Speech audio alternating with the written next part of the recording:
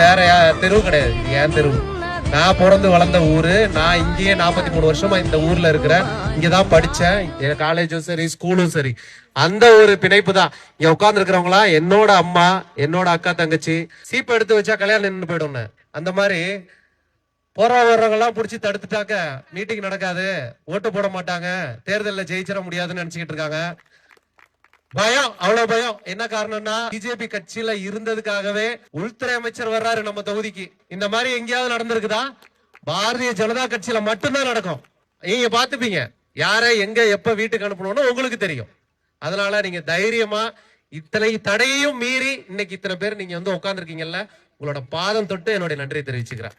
எவ்வளவு மிரட்டினாலும் எவ்வளவு பிரச்சனை பண்ணாலும் நான் வந்து நிப்பேன். என் பிள்ளைக்காக, என் அண்ணனுக்காக, என் தம்பிக்காக இத்தனை பேர் வந்து உட்கார்ந்துருக்கீங்கல்ல, அதுவே எனக்கு பெரிய வெற்றி.